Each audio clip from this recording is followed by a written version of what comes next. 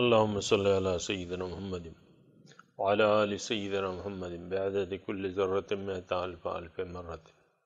اللهم صل على سيدنا محمد معدن الجود والكرم آله وسلم.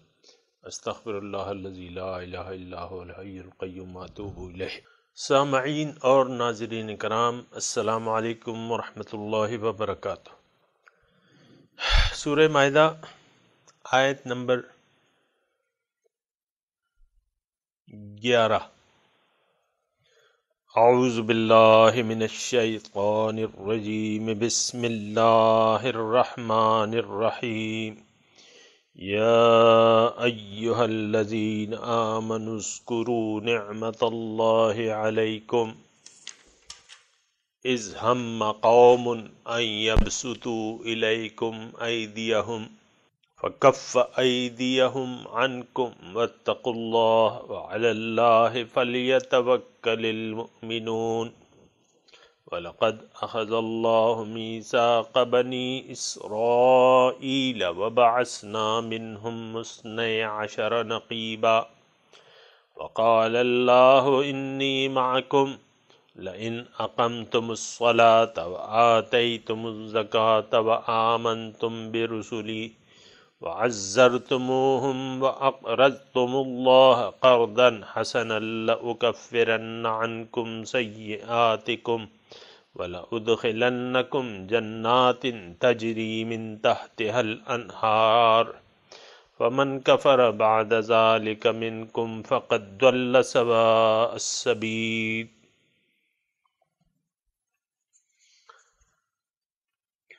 یا ایہا الذین آمنوا، اے ایمان والو، یاد کرو اللہ کی نعمت جو اس نے تم پہ کی. اذ ہم قوم، جب ارادہ کیا ایک قوم نے، ان یبسطوا الیکم ایدیہم، کہ وہ بڑھائے اپنا ہاتھ تمہاری طرف، فکف ایدیہم عنکم، اس نے روک دیا، اللہ نے روک دیا ان کا ہاتھ تم سے. واتقوا اللہ، اور اللہ کا تقوی اختیار کر لو. وعلی اللہ فلیتوکل المؤمنون، اور چاہیے یہ کہ فقط اللہ ہی پر بھروسہ کرے مومن. وَلَقَدْ أَخَذَ اللَّهُ مِيثَاقَ بَنِي اسرائیل،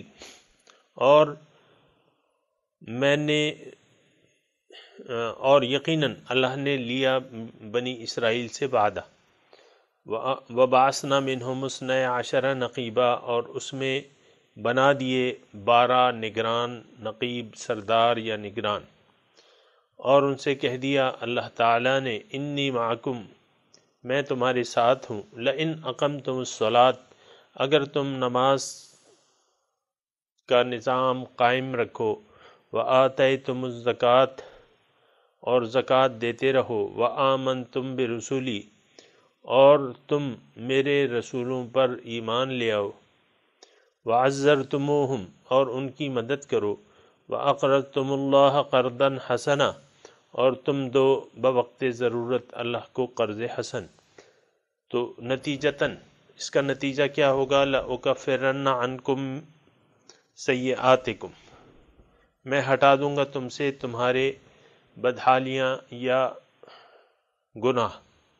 وَلَأُدْخِلَنَّكُمْ جَنَّاتٍ تَجْرِي مِنْ تَحْتِهَا الْأَنْهَارُ، اور یقیناً میں تم کو داخل کر دوں گا ایسی جنتوں میں جس کے نیچے نہریں بہتی ہیں. وَمَنْ كَفَرَ بَعْدَ ذَلِكَ مِنْكُمْ، پس جو کوئی انکار کرے اس کے بعد تم میں سے، فَقَدْ ضَلَّ سَوَاءَ السَّبِيلِ، پس وہ بہک گیا، سیدھے راستے سے بہک گیا. یا ایہا الذین آمنوا اذکروا نعمت اللہ علیکم، اے ایمان والو، اللہ کی وہ نعمت یاد کرو جو تم پہ اس نے کی تھی. سامعین کرام، جو پچھلا سبق تھا اللہ تعالیٰ نے اس میں ہمیں ہدایت دی تھی کہ تقوی سے کام لو. اعدلوا هو اقرب للتقوی واتقوا اللہ ان اللہ خبیر بما تعملون. بنیادی طور پہ سامعین کرام، ایک معاشرے میں تقوی الہی جو ہے وہ بنیادی کردار ادا کرتا ہے کسی معاشرے کے بننے میں یا اس کے بکھرنے میں. سامعین کرام، سورہ مائدہ معاشرتی احکامات ہیں مسلمانوں کو روزمرہ کی زندگی کے بارے میں اور معاشرتی طور پہ من حیث القوم حکومتی سطح پر جو احکامات یا جن پابندیوں کی ضرورت ہوتی ہے جو معاشرے کے بگڑنے یا بننے میں بنیادی کردار ادا کرتے ہیں، اللہ تعالیٰ ان کو وہ ہدایت دے رہے ہیں، اور جس چیز سے باز رہنے کی ضرورت ہے اللہ تعالیٰ ان سے وہ بھی اس کا تذکرہ کر رہے ہیں۔ تو تقوی الہی جو ہے، یا آپ دیکھیں سورت میں 3-4 مرتبہ اتقوا اللہ اتقوا اللہ اتقوا اللہ، تو یہ بنیادی طور پہ آپ کو میں نے بتایا کہ اللہ تعالیٰ کا تقوی جو ہے وہ کسی بھی معاشرے کے بننے یا بگڑنے میں ایک بنیادی کردار کا حامل ہے، اللہ کا تقوی جو ہے۔ اور تقوی الہی سامعین اکرام ایک بات نوٹ کر لیں کہ اللہ کا تقوی آ نہیں سکتا نہ قوم میں نہ افراد میں جب تک اس کا جو مقصد زندگی ہے وہ واضح نہ ہو، اور وہ واضح ہونے کے باوجود وہ درست نہ ہو۔ ہمارا جو طرز زندگی ہے سامعین کرام، آپ برا نہ مانیں، یعنی ہمارا جو سٹائل ہے رہنے کا، دنیا میں رہنے کا، یا جو مقصد زندگی ہے وہ بہت واضح ہے۔ یعنی اس بات کا اعتراف جو ہے آپ بھی کریں گے، میں بھی کر رہا ہوں کہ ہمارا مقصد زندگی بالکل واضح ہے، اور وہ کیا ہے؟ وہ صرف دنیا ہی دنیا، دنیا ہی دنیا، اس کے علاوہ کچھ بھی نہیں۔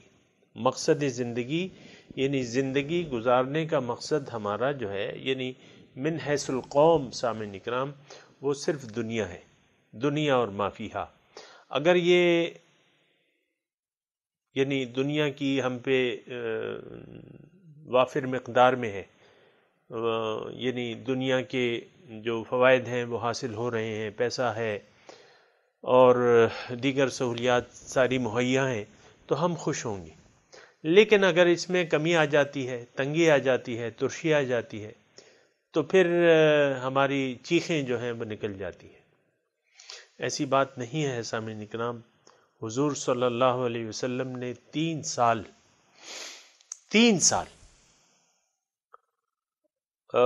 مکے میں، یعنی ان کا مقاطعہ کیا گیا۔ آپ دیکھیں شعب ابی طالب میں محصور ہو کے رہ گئے، مکے والوں سے کٹ گئے، معاشرے سے کٹ گئے، کاٹ دیا گیا ان کو، ان کی جو سپلائی لائن تھی وہ کاٹ دی گئی۔ اور آپ دیکھیں وہ کون سے وہاں شعب ابی طالب میں کون سے محلات تھے اور کون سی سہولیات زندگی تھی۔ خوراک کی سپلائی بھی سامعین اکرام روک دی گئی تھی۔ حال یہ تھا کہ چمڑے کو ابال کے یعنی وہ استعمال کیا جاتا تھا وہ کھانا، لیکن آپ دیکھیں کہ ان لوگوں نے اف تک نہیں کی۔ اور ہم پہ تو اگر 2 وقت کی روٹی بند ہو جائے مثال کے طور پہ تو ہماری تو چیخیں نکل آئیں گی۔ بہت زیادہ فرق ہے ہماری سوچوں میں، اور جو مسلمان کی سوچ ہے اس کی سوچ میں بہت زیادہ فرق ہے سامعین اکرام۔ حضور صلی اللہ علیہ وسلم کی زندگی ہمارے لیے مثال ہے۔ اما عائشہ کہتی ہیں کہ 3 دن مسلسل چولہا نہیں جلا، یعنی حضور صلی اللہ علیہ وسلم اس دنیا سے تشریف لے گئے، ظاہری طور پہ ایسا نہیں ہوا کہ 3 دن مسلسل چولہا جلا ہو، یا 2 دن آل محمد نے پیٹ بھر کے کھانا کھایا ہو، مسلسل 2 دن پیٹ بھر کھانا کھایا ہو، ایسا نہیں ہوا کبھی۔ سامعین کرام بہت زیادہ فرق ہے ہمارے لیونگ سٹائل میں، یا ان کے جو سٹائل تھا، یا جو وہ نمونہ ہمارے لیے چھوڑ کے گئے تھے، اس میں بہت زیادہ فرق ہے۔ اور وہ اسی لیے ہے کہ ہمارے اور ان کے مقاصد زندگی میں بہت زیادہ فرق ہے۔ ان کا مقصود تو اللہ تھا، ان صلاتی و نسکی و محیای و مماتی للہ رب العالمین، قل ان صلاتی و نسکی و محیای و مماتی للہ رب العالمین۔ وہ تو سارا کچھ رب العالمین کے لیے انہوں نے وقف کر دیا تھا، زندگی، موت، جینا مرنا، اور تمام عبادات، تمام قربانیاں، تمام کام جو ہیں وہ اللہ کے لیے وقف کر، للہ لا شریک لہ، اس کے ساتھ کوئی شریک نہیں تھا۔ ہمارا سب کچھ جو ہے وہ دنیا کے لیے ہے۔ سامعین اکرام، اس بات کو میری سنیں، سمجھیں اور اس کو پرکھیں کہ میں کیا کہہ رہا ہوں۔ ہمارا سارا سب کچھ جو ہے وہ ظاہر کے لیے ہے۔ ہمارا جینا، ہمارا مرنا، ہماری موت، ہماری زندگی ظاہر کے لیے۔ کتنا بڑا فرق ہے۔ تو سامعین کرام، ایسا نہیں ہے۔ تقوی الہی کی میں بات کر رہا ہوں، تقوی الہی آ نہیں سکتا جب تک اس کا مقصد زندگی درست نہ ہو جائے، اس کی منزل صحیح نہ ہو جائے۔ دیکھیں، اللہ سے آپ کیوں، اللہ کا خوف آپ کو کیوں ہوگا، اس کی ناراضگی کا خوف کیوں ہوگا؟ وہ آپ کی منزل ہی نہیں ہے۔ ایک آسان سی بات ہے، اس میں کوئی اتنی لمبی چوڑی دلائل کی ضرورت بھی نہیں ہے۔ اللہ تعالیٰ کی ناراضگی سے آپ کیوں ڈریں گے، کیوں بچیں گے، اس کے عذاب سے کیوں ڈریں گے، جبکہ آخرت پر آپ کا ایمان ہی نہیں ہے تو لفظی ہے۔ آپ کو نہ دوزخ کا ڈر ہے، نہ جنت کی تمنا ہے، نہ اللہ تعالیٰ سے ملاقات کی تمنا ہے، نہ اس کے قریب ہونے کی تمنا ہے، نہ اس کی معرفت کی چاہت ہے کہ اس کو ہم پہچان لیں، اس کے ہم قریب ہو جائیں، اس کا ہم نور، دنیا میں نور دیکھ لیں۔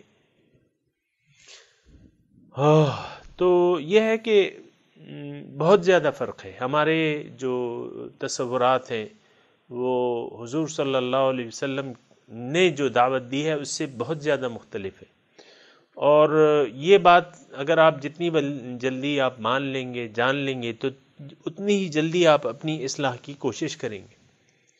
اور اگر آپ کہتے ہیں کہ نہیں، میں تو جدی پوشتی مسلمان ہوں اور میرا کوئی کچھ نہیں بگاڑ سکتا، اور میرا جنت جو ہے وہ میرا ٹھیکہ ہے، اگر میں جاؤں گا بھی تو چند دنوں کے لیے جاؤں گا اور پھر میں وہاں سے چل جنت میں تو جاؤں گا، وہ تو میرے آباء و اجداد کی جاگیر ہے۔ ایسا نہیں ہے۔ کل بھی ہم نے پڑھا تھا کہ اللہ تعالیٰ کا وعدہ مغفرت کا ایمان اور عمل صالح کرنے والوں سے، ایمان لانے والوں سے، اور اس کے ایمان کے مطابق عمل صالح کرنے۔ یہ کل وعد اللہ الذین آمنوا وعملوا الصالحات لہم مغفرہ واجر عظیم۔ لیکن اگر کسی نے انکار کر دیا سیدھے راستے پر چلنے سے یا اللہ کے دین کے مطابق زندگی گزارنے سے، مان کے نہ مانا، جھٹلایا، تو یہ تو جہنمی ہے۔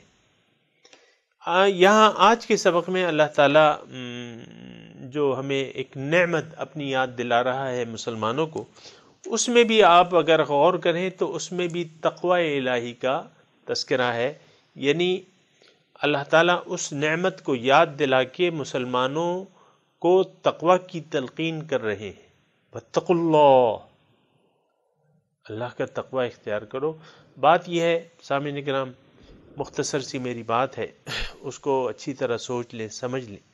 تقوی الہی ہو نہیں سکتا پیدا جب تک آپ کی کوئی منزل نہ ہو، یعنی درست منزل نہ ہو۔ آپ کا راستہ، آپ اگر یعنی مقصد زندگی آپ کا اگر ذات باری تعالیٰ نہیں ہے تو بس بھول جائیں، پھر کتاب کو بھی بھول جائیں، رسول کو بھی بھول جائیں، اللہ کو بھی بھول جائیں۔ یعنی آپ رکھ ہی نہیں سکتے، اللہ تعالیٰ کو یاد رکھ ہی نہیں سکتے، رسول کا اتباع کر نہیں سکتے، قرآن کے راستے پر آپ چل نہیں سکتے، کیونکہ آپ کی منزل تو اللہ تعالیٰ ہے نہیں، آپ کی منزل تو دنیا ہے۔ بھئی میں نے دنیا زیادہ سے زیادہ بنگلہ بنانا ہے، اپنے لیے عالی شان بنگلہ بنانا ہے، اور اگر ایک ہے تو دوسرا بھی بنانا ہے، ایک کارخانہ ہے تو دوسرا بھی بنانا ہے، تیسرا، دو ہے پھر تیسرا بھی بنانا ہے۔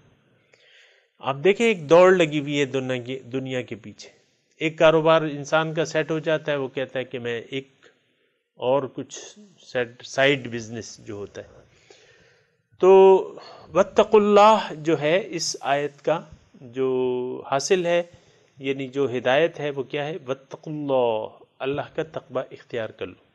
اور نعمت کون سی یاد دلائی جا رہی ہے اور کہا کیا جا رہا ہے؟ یعنی اللہ تعالیٰ اپنی نصرت اور امداد اس آیت میں مسلمانوں کو یہ کہہ رہا ہے کہ اگر تم اللہ کا تقوی اختیار کر لو گے تو پھر اللہ تعالیٰ تمہاری مدد کرے گا، یعنی پھر تمہیں کسی سے ڈرنے کی، کسی کا خوف کھانے کی ضرورت نہیں ہے، اللہ سے ڈرو۔ فلا تخشوا الناس واخشونی، ابھی ہم پڑھ چکے ہیں کہ تم لوگوں سے نہ ڈرو، مجھ سے ڈرو، میرا خوف رکھو۔ دیکھیں خشیت اور تقوی تقریباً الفاظ مختلف ہیں، چیز تقریباً ایک ہی ہے، خشیت الہی یا تقوی الہی۔ ابھی بھی ہم نے جس آیت کی طرف میں نے الیوم یئس الذین کفروا من دینکم فلا تخشوہم واخشونی، دین میں نے آج سے تمہارا دین تمہارے لیے کامل کر دیا، اب ان سے نہ ڈرنا، یعنی ظاہر کا خوف نہیں رکھنا ہے آپ نے۔ یعنی آپ کو میں مختصر الفاظ بتا رہا ہوں، اتنی یعنی دلائل بھی اس پہ نہیں دے رہا، لیکن یہ ہے کہ مومن جو ہے اس کا اعتماد جو ہے وہ ذات باری تعالیٰ پر ہوتا ہے، اللہ پر اس کا پورا پورا بھروسہ اور اعتماد ہوتا ہے۔ وہ حکم کو دیکھتا ہے، اسباب کو نہیں دیکھتا۔ اگر حکم آ جاتا ہے تو پھر اسباب کو نظر انداز کر دیتا ہے، اسباب ہوں یا نہ ہوں، جو بھی ہو۔ وہ کہتے ہیں نا کہ کشتی ماں انداختیم، تو یہ ایک بنیادی بات ہے اس آیت میں ابھی تشریح کر رہا ہوں اس کی، لیکن اس میں یہ ہے کہ اللہ تعالیٰ اپنی ایک نعمت یاد دلا رہا ہے کہ یعنی اس نعمت یہ ہے کہ اللہ تعالیٰ نے خاص اپنی مدد نازل کی مومنوں پر، تو پھر اس کا تقاضا اب کیا ہے، اس کا حاصل کیا ہے؟ اللہ تعالیٰ یہ ہمیں یاد دلا رہا ہے کہ دیکھو ظاہری اسباب اگر تمہارے خلاف بھی ہوں، میں تمہاری مدد کروں گا، تم مجھی پر بھروسہ رکھو اور میرا ہی تقوی اختیار کر لو۔ سامعین کرام، یا ایھا الذین آمنو، اے ایمان والو، اذکروا نعمت اللہ علیکم اذ ہم قوم، یاد کرو اللہ کی وہ نعمت جب ایک قوم نے تمہاری طرف ہاتھ بڑھانے کا ارادہ کیا تو اللہ تعالیٰ نے انہیں روک لیا۔ یہ کون سا موقع ہے سامعین اکرام؟ یہ موقع ہے، یعنی یہ صورت آپ دیکھیں، یہ یعنی صلح حدیبیہ کے بعد یہ صورت کا نزول ہوا ہے، اور صلح حدیبیہ کے یعنی 6 ہجری میں صلح حدیبیہ ہوئی ہے، اور اس صورت کا نزول جو ہے 6 ہجری کے آخر اور 7 ہجری کے اوائل میں اس کا نزول ہوا ہے سامعین اکرام، اور یہ تقریباً قرآن پاک کی آخری صورت ہے نزول کے اعتبار سے۔ اور اللہ تعالیٰ اس میں یاد ہمیں یہ دلا رہے ہیں کہ اذ ہم قوم ان یبسطوا الیکم ایدیہم فکف ایدیہم عنکم، یہ سامعین کرام اس واقعے کے بارے میں اشارہ ہے، اللہ تعالیٰ کر رہا ہے۔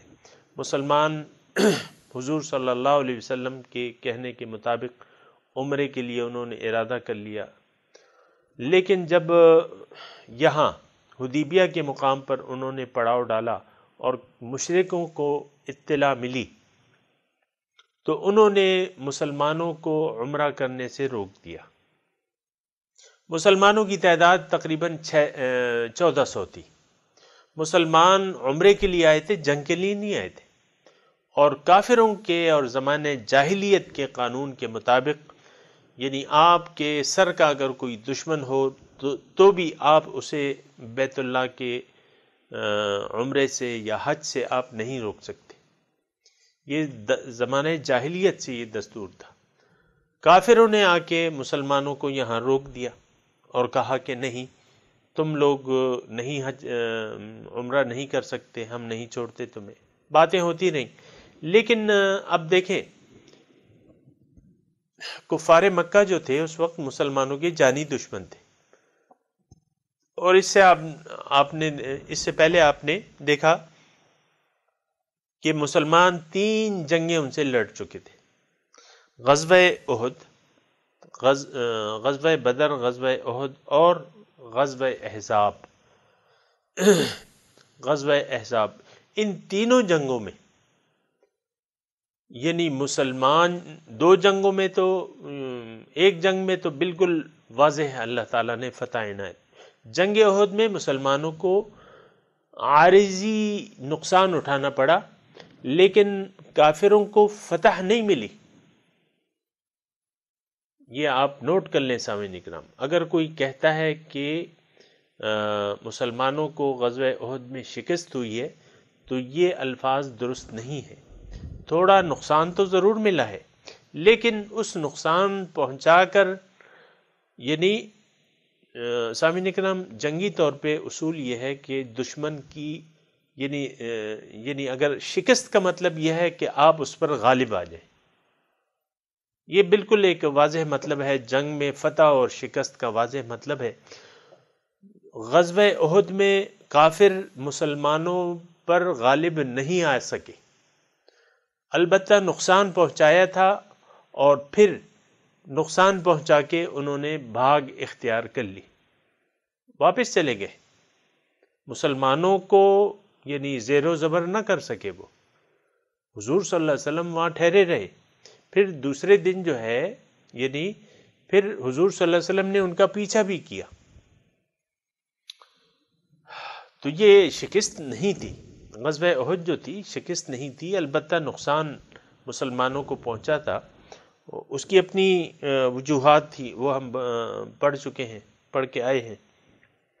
پھر غزوہ احد، غزوہ احزاب، غزوہ احزاب میں یعنی اس میں کوئی فتح اور شکست نہیں تھی، صرف اتنا تھا کہ وہ مدینے اور مسلمانوں کو زیر و زبر کرنے آئے تھے، وہ نہ کر سکے اور یعنی نامراد اور ناکامیاب واپس چلے گئے، جنگ کا موقع ہی نہیں آیا، جنگ کا موقع نہیں آیا، مسلمانوں کو اللہ تعالیٰ نے ان کی شر سے محفوظ رکھا اور پھر وہ واپس چلے گئے، وہ آپ کو معلوم ہے اس کے حالات۔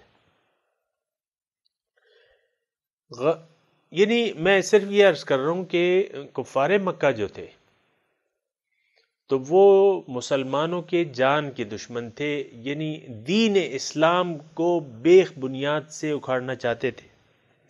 1400 صحابہ کو لے کے، اور یہ وہ صحابہ تھے جو جان نثار صحابہ تھے اور اولو العزم صحابہ تھے، کیونکہ بعض صحابہ رہ گئے تھے، عمرے پہ نہیں آئے تھے، کیونکہ حضور صلی اللہ علیہ وسلم نے جاتے ہوئے یہ کہا تھا کہ بھائی جو ہمارے ساتھ جانا چاہے، اور تو 1400 جو تھے وہ کریم جو تھی مسلمانوں کی وہ تیار ہو گئی کہ ہم نے جانا ہے، ٹھیک ہے۔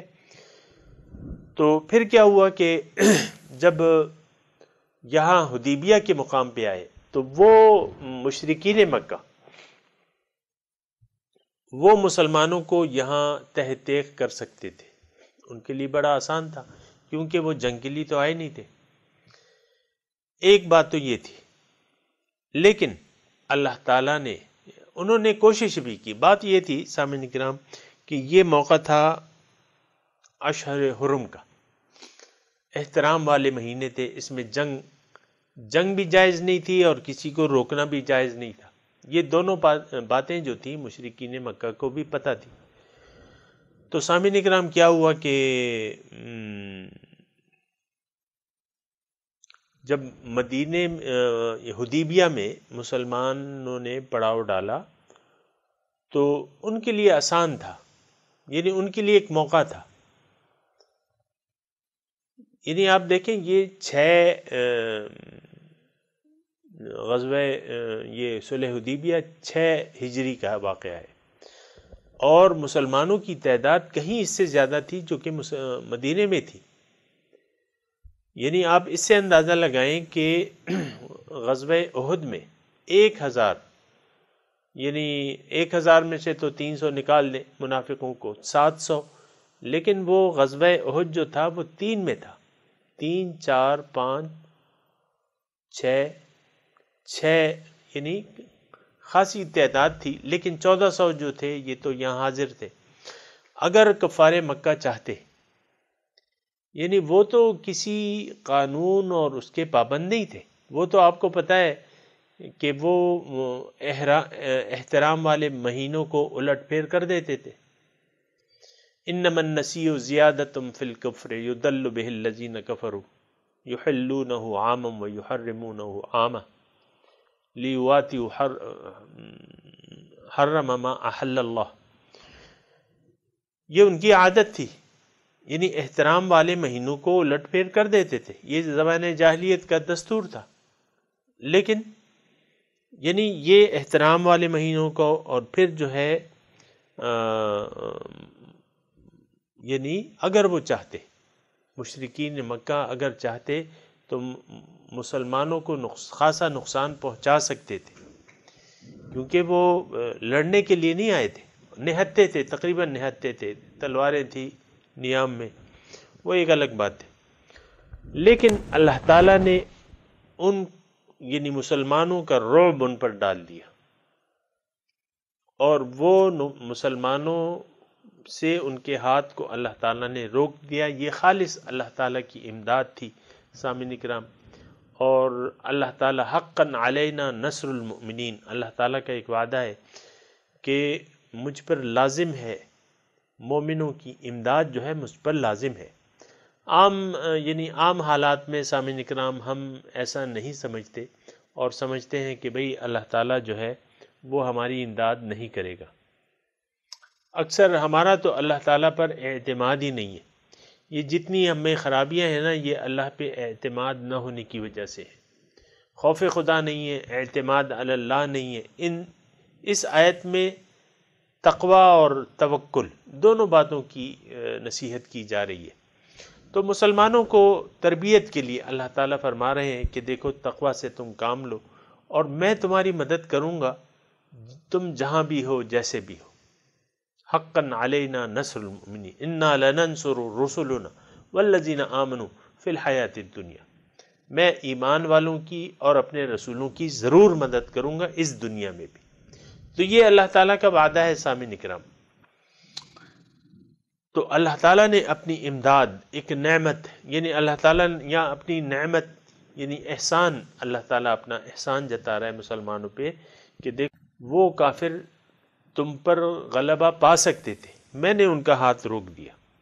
اذ ہم قوم ان یبسطوا الیکم ایدیہم فکف ایدیہم عنکم، دیکھو ایک قوم نے ارادہ کیا، تو ارادہ کس طرح کیا ان کا، یعنی سامعین کرام یعنی دو باتیں تھیں۔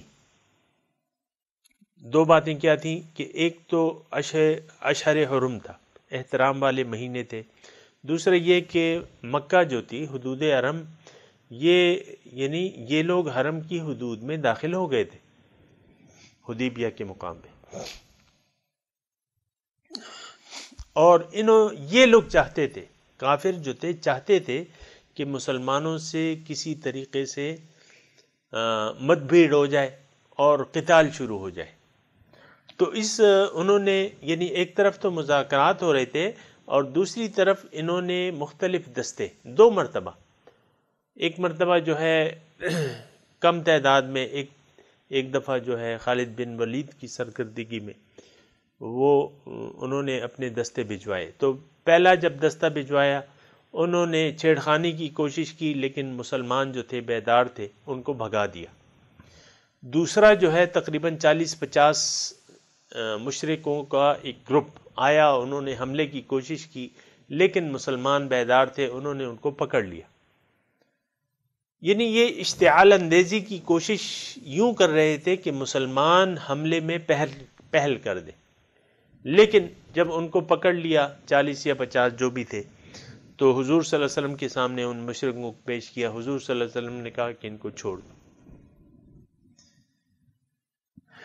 یعنی آپ اپنی انتقام کی آگ بھی بجھا سکتے تھے مسلمان، لیکن ایسا نہیں کیا حضور صلی اللہ علیہ وسلم۔ حضور نے ان کو کہہ دیا کہ چھوڑ دو ان کو، یعنی حضور نے ان کی اشتعال اندیزی کو برداشت کر لیا، اس کا جواب نہیں دیا، اور معاہدے پر زور دیا حضور صلی اللہ علیہ وسلم نے، اور قتال کی نوبت ہی نہ آئی۔ تو یہ تفصیلی مضامین سورہ فتح میں آئیں گے انشاءاللہ اگر اللہ تعالیٰ نے چاہا۔ تو یہاں ہے اذ ہم قوم ان یبسطوا الیکم ایدیہم، ایک قوم نے ارادہ کیا کہ تم پر اپنا ہاتھ بڑھائے۔ یہ جو ابھی میں نے آپ کو بتایا نا کہ وہ مختلف انہوں نے طائفے بھجوائے چھیڑخانی کے لیے، اشتعال دلانے کے لیے، لیکن اللہ تعالیٰ نے مسلمانوں کو بھی روک دیا اشتعال میں آنے سے، اور حضور صلی اللہ علیہ وسلم نے کہا کہ جاؤ، یعنی ان سے کوئی بدلہ نہیں لیا۔ تو ان کا پورا پلان یہ تھا ان یبسطوا الیکم ایدیہم، کہ وہ اپنے ہاتھ تمہاری طرف بڑھائے اور تمہیں نقصان پہنچانے کی کوشش کرے۔ فکف ایدیہم عنکم، پھر اللہ تعالیٰ نے اپنی امداد سے ان کا ہاتھ تم سے روک دیا۔ تو اس کا کیا مطلب ہے؟ اس کا مطلب یہ ہے کہ تم اللہ تعالیٰ پر پورا بھروسہ رکھو، اللہ کا تقوی اختیار کرو، اللہ ہی سے ڈرو، کسی اور سے نہ ڈرو، اللہ تعالیٰ کے حدود و قوانین کی پوری پاسداری کرو، اپنے وعدوں کو پورا کرو، انصاف سے کام لو۔ یہ سارے مضامین جو ہیں سامعین کرام پچھلے دروس میں آ چکے ہیں۔ اور وعلی اللہ فلیتوکل المؤمنون، چاہیے کہ یعنی یہ توکل برخدا جو ہے اس کا کیا مطلب ہے؟ اس کا مطلب یہ ہے کہ تم ظاہر کو نہ دیکھو، اللہ پر اعتماد کرو، اللہ کے احکامات کی پابندی کرو، اللہ کی حدود کی پابندی کرو، اللہ تعالیٰ جو تمہیں کہہ رہا ہے اس پر عمل کرو، اور اگر کوئی مشکلات آتی ہیں تو اللہ پر اعتماد رکھو۔ وعلی اللہ فلیتوکل المؤمنون، اور چاہیے کہ مومن جو ہیں صرف اللہ پر اعتماد رکھیں۔ فلیتوکل المؤمنون۔ اچھا، اب وَلَقَدْ أَخَذَ اللَّهُ مِيثَاقَ بَنِي إِسْرَائِيلَ، اب یہاں ہمیشہ قرآن کا یہ قاعدہ رہا ہے سامعین کرام کہ ایک مضمون کو دعویٰ دلائل سے بیان کر کے پھر اس پر تاریخی واقعات جو ہیں دلیل کے طور پہ لاتا ہے۔ تو اس ضمن میں بنی اسرائیل کا واقعہ اللہ تعالیٰ بیان کر رہا ہے کہ ان پہ بھی میں نے اسی طرح ان سے وعدہ لیا تھا، اے مسلمانوں جس طرح میں نے تم سے لیا ہے۔ انہوں نے وعدے کی پاسداری نہ کی۔ فَبِمَا نَقْضِهِم مِّيثَاقَهُمْ لَعَنَّاهُمْ وَجَعَلْنَا قُلُوبَهُمْ قَاسِيَةً، آیت نمبر اسی پیج پہ ہے، آیت نمبر 12۔ انہوں نے اس وعدے کی پابندی نہ کی، تو یہ ہے کہ پھر جو ہے اللہ تعالیٰ کہہ رہا ہے کہ پھر میں نے ان پہ لعنت کر دی، ان کے دلوں کو سخت کر دیا۔ یعنی یہ ہمیں اللہ تعالیٰ بتا رہا ہے کہ دیکھو ابھی ہم نے پڑھ چکا ہے سامعین کرام کہ اذ قلتم واذکروا نعمت اللہ علیکم ومیثاقہ الذی واثقکم بہ اذ قلتم سمعنا واطعنا، یعنی مسلمانوں کو بھی یہ بات یاد دلائی جا رہی ہے کہ تم اللہ کی نعمت اور اس وعدے کو یاد کرو جو پکا وعدہ اس نے تم لیا ہے، اور تم نے کہا ہے کہ ہم سنیں گے اور اطاعت کریں گے۔ تو اب تم نے سننا ہے اور اطاعت کرنی ہے، اور اللہ کا واتقوا اللہ، اللہ کا تقوی اختیار کرو۔ یہ سامنے ابھی مضمون گزر چکا ہے۔ تو اس میں اللہ تعالیٰ بتا رہا ہے کہ جس طرح اے مسلمانوں تم سے میں نے یہ وعدہ لیا ہے، اسی طرح میں نے ان سے وعدہ لیا تھا۔ وَلَقَدْ أَخَذَ اللَّهُ مِيثَاقَ بَنِي إِسْرَائِيلَ، دیکھو اے مسلمانوں جس طرح میں نے تم سے وعدہ لیا ہے اور تمہیں میں ہدایات دے رہا ہوں اور تقوی کی ہدایت دے رہا ہوں اور اللہ پہ توکل کی ہدایت دے رہا ہوں، تو اسی طرح میں نے وعدہ لیا تھا بنی اسرائیل سے۔ وَبَعَثْنَا مِنْهُمُ اثْنَيْ عَشَرَ نَقِيبًا، اور ان میں نے 12 نگران سردار منتظمین بنا دیے تھے۔ نقیب نگران کو کہتے ہیں اور سردار کو کہہ سکتے ہیں آپ نقیب، یعنی جو ذمہ دار ہو۔ تو 12 قبیلے تھے سامعین اکرام، بنی اسرائیل کے 12 قبیلے تھے، اور پیغمبر جو تھے موسیٰ علیہ السلام تھے۔ تو 12 قبیلے 12 سردار ان پر بڑے منتظم متعین کر دیے اللہ تعالی نے۔ وَبَعَثْنَا مِنْهُمُ اثْنَيْ عَشَرَ نَقِيبًا، 12 سردار نگران متعین کر دیے، اور کہ وہ اللہ تعالیٰ کے احکامات کی پاسداری کا خیال رکھے۔ وقال اللہ انی معکم، اور اللہ تعالیٰ نے فرمایا کہ دیکھو میں تمہارے ساتھ ہوں، میری رحمت، میری نصرت، میری فتح تمہارے ساتھ ہوگی، لیکن شرائط کے ساتھ ہے وہ۔ انی معکم، میں تمہارے ساتھ ہوں، کیا مطلب؟ اللہ تعالیٰ تو ہر ایک کے ساتھ ہے، لیکن یہاں مطلب یہ ہے کہ اللہ تعالیٰ کہہ رہا ہے کہ میری رحمت، میری نصرت، میری فتح، میری امداد تمہارے ساتھ ہوگی، میں تمہارے ساتھ ہوں۔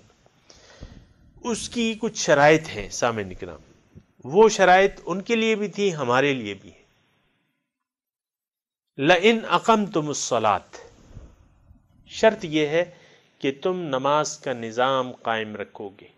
نماز کا ایک ایسا، یعنی تمام عبادات کا اور یعنی انسان کی، مسلمان کی زندگی کا ایک ایسا سنہری معجون مرکب ہے جس کو قائم کر کے جو ہے انسان یعنی اپنے مقصد کی تکمیل اس کے لیے بہت آسان ہو جاتی ہے۔ اس پہ میں ابھی بحث نہیں کرتا، لیکن اقامت الصلاۃ، نماز کو قائم کرنا ایک شرط ہے۔ سامعین کرام، اگر آپ یعنی 1 2 3 4 5 اس میں شرائط بیان کی جا رہی ہیں، یعنی یہ اللہ تعالیٰ کی رحمت کو سمیٹنے کا طریقہ کار کیا ہے۔ 5 کام اگر ہم کر لیں گے سامعین کرام تو اللہ تعالیٰ ہمارے ساتھ ہوگا، یعنی اللہ تعالیٰ ہمارے بیک پہ ہوگا، اور اللہ تعالیٰ جس کی مدد جس کے شامل حال ہو تو سامعین کرام اس کو پھر کوئی فکر کی بات نہیں ہے۔ یعنی اللہ تعالیٰ کی مدد، اس کی نصرت، اس کی توفیق اگر کس کے ساتھ ہو تو پھر اس کو کس چیز کی کمی ہے؟ اللہ تعالیٰ جس کا حامی و ناصر ہو۔ وہ ایک شعر بھی ہے نا شاعر کا، نور حق شمع الہی کو بجھا سکتا ہے کون؟ نور حق شمع الہی کو بجھا سکتا ہے کون؟ جس کا حامی ہو خدا اس کو مٹا سکتا ہے کون؟ سامعین کرام، ہمارے یقین کی وہ کیفیت نہیں ہے جو کہ ہونی چاہیے، وہ اعتماد کی وہ کیفیت نہیں ہے، یقین کی وہ کیفیت نہیں ہے جو کہ ہونی چاہیے، تو اس میں تھوڑا سا پھر مسئلہ آ جاتا ہے۔ یہاں اگر آپ ٹیکسٹ کو دیکھیں، اللہ تعالیٰ فرما رہے ہیں قال اللہ انی معکم، اللہ نے فرمایا میں تمہارے ساتھ ہوں، یعنی میری رحمت، میری نصرت، میں تمہارے ساتھ ہوں۔ لئن اقم، 5 چیزیں ہیں، اس میں ایک نماز کا قائم کرنا ہے سامعین کرام، پھر آتیتم الزکوٰۃ، زکوٰۃ کی ادائیگی جو کہ فریضے ہیں، وآمنتم برسولی، اور رسول پر ایمان۔ سامعین کرام، رسول پر ایمان کا کیا مطلب ہے؟ کہ میرا مقصود تو ذات باری تعالی ہے، اور میرے رہبر جو ہیں وہ رسول صلی اللہ علیہ وسلم ہے، ان کا طریقہ کار میرے لیے اسوہ حسنہ ہے ان کا، میں نے ان کے طریقے کے مطابق صراط مستقیم پر چلنا ہے، اور رسول سے رابطہ بڑھانا ہے، اس سے توڑنا نہیں ہے۔ وآمنتم برسولی وعزرتموہم، اور رسول کی پھر مدد بھی کرنا ہے۔ چوتھی جو شرط ہے اللہ تعالیٰ کی رسول کی امداد۔ کیوں کہ رسول کی امداد کیا ہوگی؟ اللہ کی امداد کیا ہوگی؟ اللہ کی ان تنصروا اللہ ینصرکم، اگر تم اللہ کی امداد کرو گے اللہ تعالیٰ تمہاری مدد کرے گا۔ رسول کی مدد کیا ہے؟ رسول کے مشن میں آپ ان کے ساتھی بن جائیں۔ رسول کا جو مشن کیا ہے؟ رسول کا داعیا الی اللہ باذنہ وسراجا منیرا، اللہ تعالیٰ کی طرف دعوت دینے والے ہیں رسول. تو لَأُكَفِّرَنَّ عَنْكُمْ سَيِّئَاتِكُمْ نہیں وَعَزَّرْتُمُوهُمْ تم رسول کی مدد کرو گے، یعنی رسول کے مشن میں ان کی مدد کرو گے. ایمان، رسول پر ایمان، اس کی دعوت پر ایمان، اور اس کے وَآمَنْتُمْ بِرُسُولِهِ سے مراد یہ ہے سامعین کرام کہ رسول، اللہ اور اس کے رسول پر ایمان اور اس کے نقش قدم پر چلنا ہے، یعنی وہ اس مقصد کو، رسول کی دعوت کو قبول کر کے اللہ کے راستے پر سفر شروع کر دینا ہے. دوسرا پھر رسول کی مدد بھی کرنی ہے، یعنی ایک تو یہ ہے کہ آپ خود ہی چلے جا رہے ہیں اکیلے اللہ کے راستے پر، دوسرا یہ ہے کہ آپ اوروں کو بھی دعوت دے رہے ہیں، اوروں کو بھی بلا رہے ہیں، کیونکہ رسول کا مشن دعوت اللہ تھا. تو رسول کی مدد کیا ہوئی؟ رسول کی مدد یہ ہوئی کہ آپ اور لوگوں کو بھی اپنے ساتھ لے کے چلے. سامعین کرام، وَعَزَّرْتُمُوهُمْ رسول کی تم نے مدد کرنی ہے. اور وَأَقْرَضْتُمُ اللَّهَ قَرْضًا حَسَنًا دوسری پانچویں بات یہ ہے، پانچویں شرط یہ ہے کہ بوقت ضرورت تم نے اپنے مال کو بھی خرچ کرنا ہے اللہ کی راہ میں. یعنی ظاہر ہے سامعین کرام، اللہ تعالیٰ کسی کے مال کا محتاج نہیں ہے. اس میں بڑی حکمتیں ہیں جو کہ ہم نے سورہ بقرہ میں پڑھ چکے ہیں. یعنی آپ نے اپنا مال، کیونکہ مال اور اولاد فتنہ ہے، اگر آپ کے پاس مال ہے تو آپ نے وہ خرچ کرنا ہے. یہ مال آپ کا نہیں ہے، یہ اللہ تعالیٰ کا مال ہے، اللہ نے آپ کو دیا ہے، تو آپ نے اس کو خرچ کرنا ہے. کس کے لیے؟ اللہ کی رضا کے لیے. جہاں بھی ضرورت پڑے، جتنے مال کی بھی ضرورت پڑے، آپ نے اس کو خرچ کرنا ہے، آپ نے روکے نہیں رکھنا. اور یہ مال جو آپ دیں گے اللہ کی راہ میں خرچ کریں گے اللہ کے دین کی سربلندی کے لیے. سامعین کرام، بہت سے یعنی وہ ہیں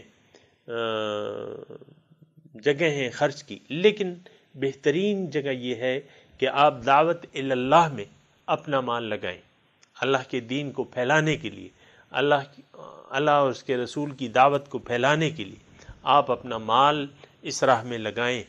یہ بہترین خرچ کا طریقہ ہے. سامعین کرام، وَأَقْرَضْتُمُ اللَّهَ قَرْضًا حَسَنًا اور تم اللہ کو قرض حسن یہاں کہا گیا ہے. اور قرض حسن سامعین کرام، مومن جو ہے وہ تو اللہ تعالیٰ سے کسی، یعنی میں اب یہ نہیں کہہ سکتا، لیکن یہ ہے کہ یہ مال تو اصل میں ہے ہی ذات باری تعالیٰ کا مال ہے، اور اگر ہم نے خرچ کیا ہے تو جو اونچے درجے کے مومن ہیں وہ تو کسی اجر کے لیے نہیں خرچ کرتے، یعنی طمع نہیں رکھتے، وہ تو صرف اللہ کے طالب ہیں اور اس کے لیے ہر چیز قربان کرنے کو تیار ہوتے ہیں. مال، جان، ہر چیز جو ہے وہ اللہ کی سمجھتے ہیں اور اللہ کے راہ میں اس کو خرچ کرنے کے لیے ہمہ وقت ہمہ جہد تیار ہوتے ہیں. لیکن کوئی بات نہیں، یعنی ہر درجات ہیں، اور اللہ تعالیٰ ہمیں ارشاد فرما رہا ہے کہ بھئی تم قرض دو تو میں تمہیں واپس کر دوں گا. یعنی ہمیں امید دلا رہا ہے کہ تمہارا یہ خرچ جو ہے ان تقرضوا اللہ قرضا حسنا یضاعف لکم، اگر تم اللہ کو قرض دو گے او کما قال تو اللہ تعالیٰ اسے بڑا چڑھا کے تمہیں واپس کر دے گا. وما انفقتم من شیء فهو یخلفہ، جو بھی تم خرچ کرو گے اللہ کی راہ میں تو تمہیں واپس لوٹا دی جائے گی. وَأَقْرَضْتُمُ اللَّهَ قَرْضًا حَسَنًا قرض حسن، یعنی اللہ کی راہ میں خرچ کو اللہ تعالیٰ کہہ رہا ہے یہ تمہارا میرے ذمہ واپس ہے. وَمَا تُقَدِّمُوا لِأَنفُسِكُم مِّن خَيْرٍ تَجِدُوهُ عِندَ اللَّهِ، جو بھی تم خرچ کرو گے اللہ کی راہ میں تم اس کو پالو گے عند اللہ، اللہ کے پاس. تو لَأُكَفِّرَنَّ عَنْكُمْ سَيِّئَاتِكُمْ، یقیناً میں ہٹا دوں گا تم سے تمہاری بدحالیاں. سامعین کرام، یہ ذرا نوٹ کر لیں، سیئات یعنی ہر انسان خوشحالی کی توقع رکھتا ہے، یعنی اگر یہ اپنا مال و جان کہیں کام کر رہا ہے یا مال خرچ کر رہا ہے جہاں بھی، تو یہ اکثر یہ ہوتا ہے کہ ہماری بدحالیاں جو ہے دور ہو جائیں، ہم خوشحال بن جائیں۔ اب تھوڑا سا فرق ہے سامعین اکرام ہمارے خوشحال ہونے کے تصور میں اور اللہ تعالیٰ جو کی طرف سے جو خوشحالی آتی ہے اس میں تھوڑا سا فرق ہے۔ ہم یہ سمجھتے ہیں کہ مال ٹکے زیادہ ہوں گے تو ہم خوشحال ہو جائیں گے، ایسا تصور نہیں ہے۔ یہ مال جو ہے یہ خوشحالی کا ذریعہ ہرگز نہیں ہے سامعین کرام، بلکہ اکثر وہ پشتو میں ایک ضرب المثل بھی ہے کہ چڈیر مالی بد حالی۔ کیا مطلب؟ اس کا مطلب یہ ہے کہ جس کے پاس جتنا زیادہ مال ہوگا اس کا اتنا ہی حال برا ہوگا۔ تو ہمارا جو تصورات ہیں سامعین کرام، یعنی دنیا داروں کے جو تصورات ہیں، وہ سمجھتے ہیں کہ مال دولت زیادہ ہو جائے، جتنا ہن برسے گا اتنی ہم خوشحال ہوں گے۔ یہ تصور کو ختم کر دیں۔ آپ نے دیکھے ہوں گے بہت سے مالدار لوگ بدحالی کی صورت میں آپ دیکھے ہوں گے کہ ان کا بدحال ہوگا، یعنی سارا 99 کے پھیر میں وہ گھومتے رہتے ہیں، 99۔ تو خوشحالی جو ہے وہ کیا چیز ہے؟ دیکھیں، آپ کا رب آپ سے راضی ہو جائے، یہ کتنی خوشی کی بات ہے۔ یا ایتھا النفس المطمئنۃ ارجعی الی ربک راضیۃ مرضیہ فادخلی فی عبادی وادخلی جنتی۔ اے نفس مطمئنہ، اپنے رب کی طرف واپس لوٹ جاؤ، تم اس سے راضی، وہ تم سے راضی۔ فادخلی فی عبادی، میرے خاص بندوں کی فہرست میں داخل ہو جاؤ اور میری جنت میں داخل ہو جاؤ۔ تو سامعین کرام، یہ رضا الہی، اللہ کا راضی ہو جانا، یہ بہت بڑی نعمت ہے سامعین کرام۔ وَرِضْوَانٌ مِّنَ اللَّهِ اکبر، اللہ کی رضا جو ہے وہ بہت بڑی ہے سامعین کرام۔ تو یہ بدحالی جو ہے یہ ختم کیسے ہوگی؟ ہم خوشحال کیسے ہوں گے؟ ہمارا دل مطمئن کیسے ہوگا؟ قلبی سکون کیسے ملے گا؟ وہ یہ 5 چیزیں جو ہیں یہ اگر آپ کر لیں، اقمتم الصلاۃ، آتیتم الزکاۃ، وآمنتم برسلی، وعزرتموہم، واقرضتم اللہ قرضا حسنا، یہ 5 چیزیں اگر آپ کر لیں، نماز قائم کر لیں، زکوٰۃ دیں، رسول پر صحیح ایمان لے آئیں، اس کی مدد کریں، اس کی مدد کے لیے کھڑے ہو جائیں، اس کے مشن کی تکمیل کے لیے اپنے سارے وسائل وقف کر دیں اور اللہ کو قرض حسن بھی دیں، تو لَأُكَفِّرَنَّ عَنْكُمْ سَيِّئَاتِكُمْ، میں تمہارے بدحالیاں جو ہیں خوشحالی میں تبدیل کر دوں گا، اگر کوئی گناہ ہے وہ بھی میں تمہیں معاف کر دوں گا۔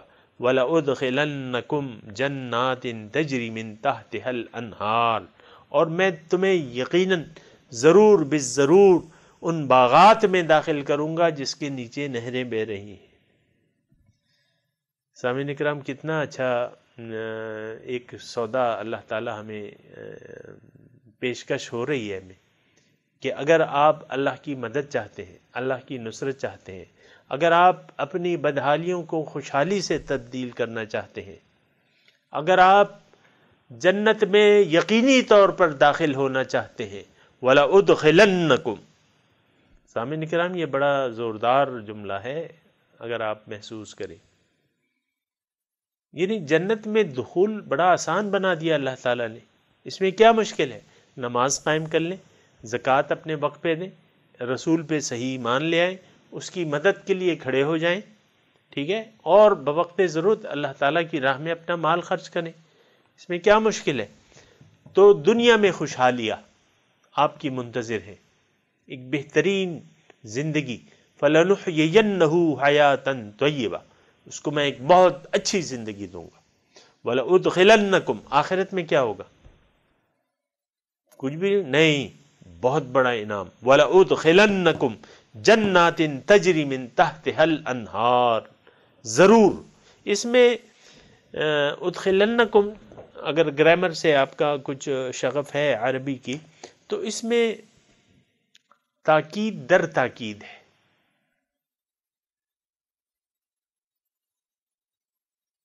یعنی یہ تجدید جو آ رہی ہے یہ الف لام آیا ہے، پھر تشدید آئی ہے، نون پہ تشدید ہے. یقیناً میں تمہیں ضرور داخل کروں گا. سامعین کرام، ہم تو جنت کے دعوے دار ہیں، لیکن وہ جنت کے دعوے فضول ہیں ہمارے. اس کے لیے تو جو شرائط ہیں وہ تو ہم اور آپ ادا نہیں کرتے اور جنت کی توقع لگا کے بیٹھیں، ایسا نہیں ہو سکتا. وَلَأُدْخِلَنَّكُمْ جَنَّاتٍ تَجْرِي مِن تَحْتِهَا الْأَنْهَارُ فَمَنْ كَفَرَ بَعْدَ ذَلِكَ مِنْكُمْ فَقَدْ ضَلَّ سَوَاءَ السَّبِيلِ. اب جس نے انکار کیا اس کے بعد، انکار کا کیا مطلب ہے؟ یہ ہم نے کل بھی سامعین اکرام اس کا تذکرہ کیا تھا گزشتہ درس میں کہ فمن والذین کفروا وکذبوا بآیاتنا. اس وقت میں زیادہ تشریح اس کی نہیں کرتا، لیکن جس نے انکار یعنی ایمان لانے کے بعد اس نے کفر کی روش اختیار کر لی، زکوٰۃ نماز کا نظام ضائع کر دیا، ادا الصلاۃ اور خواہشات کی اتباع شروع کر دی، تو فقد ضل سواء السبیل، تو وہ یقیناً غلط ہو گیا، گمراہ ہو گیا اس سیدھے راستے سے. سواء السبیل اسے کہتے ہیں جو انسان کو اپنے منزل تک پہنچا دے، سیدھا راستہ. ایک منزل تک پہنچنے کے لیے سیدھا راستہ جو ہے وہ سواء السبیل کہلاتا ہے. فقد ضل سواء السبیل، اس نے سیدھا راستہ جو ہے اس سے گمراہ ہو گیا. سامعین اکرام، یہ یعنی اللہ تعالی ہمیں بڑی تفصیل سے اپنے احکامات بیان کر رہا ہے، اور ضرورت اس بات کی ہے کہ اللہ تعالیٰ کی دعوت کو ہم قبول کر لیں اور اس کے راستے پر چلنا شروع کر دیں، اور جو شرائط اللہ تعالیٰ بیان کر رہا ہے ان شرائط کو اپنی زندگی کی راہ بنا لیں. تو امید ہے، یعنی پھر تو یقیناً اگر ایسا ہم نے کر لیا، یہ 5 شرائط اگر پوری کر لیں تو اللہ تعالیٰ کی نصرت، اس کی امداد، اس کی فتح ہمارے ساتھ ہوگی، اور ہمارا ٹھکانہ جو ہے یقیناً اللہ تعالیٰ کی جنت میں ہوگا. وآخر دعوانا ان الحمد للہ رب العالمین. السلام علیکم ورحمۃ اللہ وبرکاتہ.